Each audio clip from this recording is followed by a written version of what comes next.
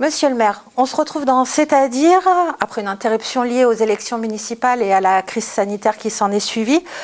D'ailleurs, à propos de la crise sanitaire, donc l'épidémie se poursuit et selon les autorités sanitaires, elle prend de l'ampleur. Qu'est-ce que vous avez anticipé et quelles mesures avez-vous prises ? Bonjour et content de vous retrouver.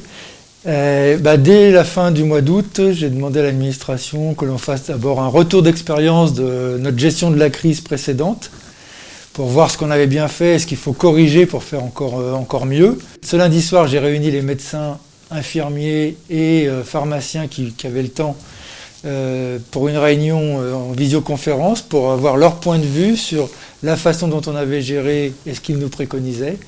De la même façon, je vais réunir en visioconférence les responsables de maisons de retraite et de foyers de vie pour les personnes porteuses de handicap pour voir comment on peut les aider s'il y a une deuxième vague. Et on s'apprête aussi à réunir l'ensemble des gardiens, gardiennes, responsables associatifs pour remettre ensemble une brigade un peu de vigilance autour du système Covisant. Et autrement, nous avons renouvelé tous nos stocks en masques, puisque nous avons des masques chirurgicaux qui sont arrivés. Nous avons 200 000 masques en tissu que nous allons pouvoir distribuer à la population gratuitement, comme nous l'avions fait dans la première phase, des blouses et des surblouses pour le corps médical, et du gel hydroalcoolique en nombre suffisant pour en mettre un flacon par classe et permettre aussi aux parents de se nettoyer les mains avec avant de rentrer dans l'école. Alors, vous dites 200 000 masques, est-ce que ça vous semble suffisant et jusqu'à quand ça peut tenir ces 200 000 masques ? D'abord, c'est des masques lavables 10 fois, et donc s'il n'y en a pas assez, on en recommandera. En tout cas, quand le gouvernement impose le port du masque, je suis aussi pour la gratuité et le fait que le gouvernement délivre des masques gratuitement à la population. Pour l'instant, le gouvernement n'a pas décidé de le faire.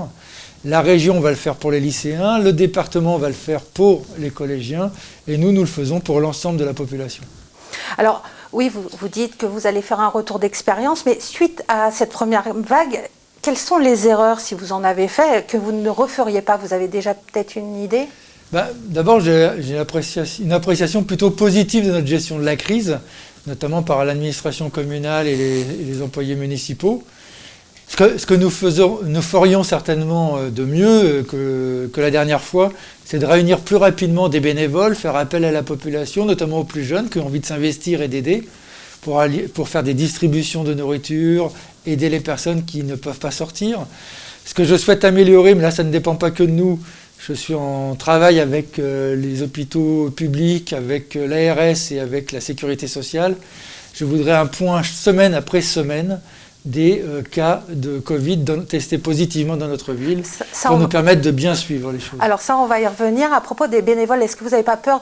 J'ai lu votre appel à bénévoles sur votre site internet. Est-ce que vous n'avez pas peur de les mettre en danger, eux, plus particulièrement ? Est-ce que ce n'est pas le travail des agents municipaux ? Il y a le travail des agents municipaux, mais il y a des bénévoles. Les gens sortent aussi. De toute façon, dans cette période de crise, on peut sortir en prenant des précautions. Et donc un travail bien encadré avec des bénévoles, comme on a pu le faire d'ailleurs en pleine crise du Covid, ça n'a pas généré de clusters supplémentaires quand on a organisé des distributions alimentaires ou le soutien à des personnes qui ne pouvaient pas sortir. Il n'y a pas eu de personnes touchées en plus si on respecte les gestes barrières et le port du masque.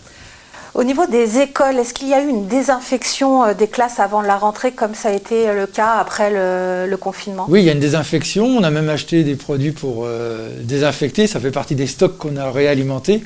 Et il y aura une désinfection régulière de chaque classe tout au long de la scolarité. Ça suffit ? Ça suffit. En tout cas, c'est les préconisations qui sont faites et que l'on suit. Les professionnels de santé du CMS, est-ce qu'ils sont dotés eux aussi de tout le matériel nécessaire pour remplir leur mission auprès des jeunes villois ? Oui, puisqu'on a fait renouvellement de stock de masques chirurgicaux, de masques FFP2. On avait un petit doute sur les blouses et les surchaussures et les charlottes, comme on dit, pour la tête. Et c'est quelque chose qu'on est en train de renouveler. Ils auront tout le matériel nécessaire. Ils sont encore en bonne forme ? Ils auront le matériel nécessaire. Et ils seront encore en... Ça fait partie des choses d'ailleurs qu'il nous faudra mieux travailler, c'est-à-dire de s'assurer à ce que les salariés prennent du temps de repos pour tenir dans la durée, parce qu'on ne sait pas la durée de ce que peut donner cette deuxième vague s'il y en a une. Quels événements avez-vous annulés en septembre pour raison Covid ? Pour l'instant, rien comme activité municipale en prestation. J'avais prévu de faire une fête autour des élus sortants qui ont arrêté d'être élus. Je pense à Jacques Bourgoin, Roland Museau, Marc Courson, Olivier Mériot et d'autres. Et cela, on l'a annulé, on le refera plus tard, parce que ce n'était pas raisonnable de le faire dans cette période un peu incertaine. Sur quels critères vous vous basez pour annuler un événement ou un autre ? Là, c'était un peu il y a des événements qui me semblent indispensables de tenir. Je pense au forum des associations, sinon des associations vont mourir, des clubs sportifs vont mourir, des gens ne vont pas s'inscrire en activité. Donc c'est indispensable de le tenir en prenant toutes les précautions nécessaires. Après, quand il s'agit de pots, on peut les annuler, les faire plus tard. D'ailleurs, vous avez adapté le forum des associations cette année particulièrement ou vous avez oui, le forum des associations se fera en 2 lieux pour avoir moins de monde ensemble. Donc une partie dans la salle des fêtes et toute la partie sportive dans le gymnase Joliot-Curie. Ensuite, il y aura un sens de déambulation avec une entrée et une sortie qui ne seront pas dans le même endroit et aussi du gel hydroalcoolique à l'entrée et le port du masque obligatoire. Et quelqu'un qui comptera à l'entrée pour vérifier qu'il n'y ait pas trop de monde. Mi-août, vous avez pris un arrêté pour rendre le port du masque obligatoire dans certaines parties de la ville. Ça a été fait à la ville entière le 28 août par le préfet des Hauts-de-Seine. Est-ce que selon vous, c'est respecté ? Il y a toujours des personnes qui ne respectent pas, mais globalement, les gens font attention. Et je pense qu'ils vont faire de plus en plus attention. D'autant que le commissaire m'a dit qu'il avait une pression de sa hiérarchie pour mettre des amendes. Donc c'est la police qui va contrôler ? Il va certainement y avoir... plus de gens qui vont respecter le port du masque, quoi qu'ils en pensent individuellement.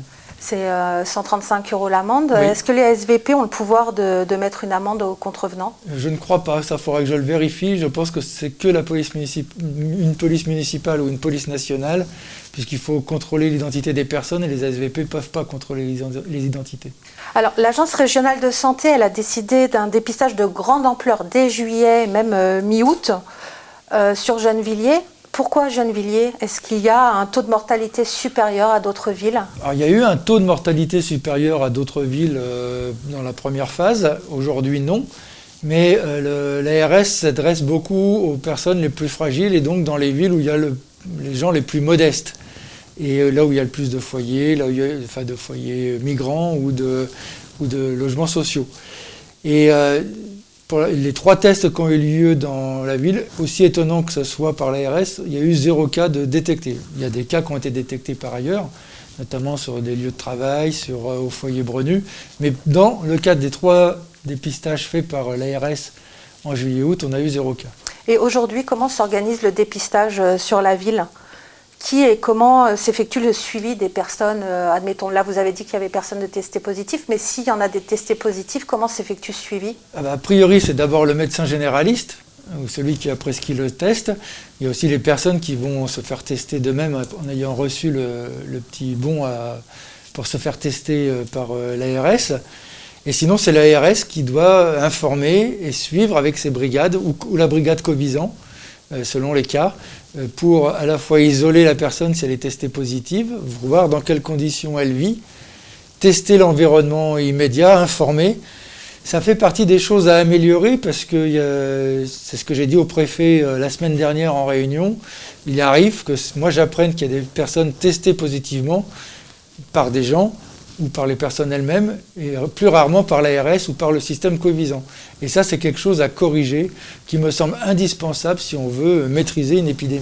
Oui, pour pouvoir mettre les personnes en quatorzaine, si oui, puis nécessaire. Être nous capables de réagir à l'échelle de la ville si on sent que dans un bâtiment, il y a plus de cas qu'ailleurs, et qu'on puisse avertir tout le monde et multiplier les mesures de précaution dans ce lieu-là.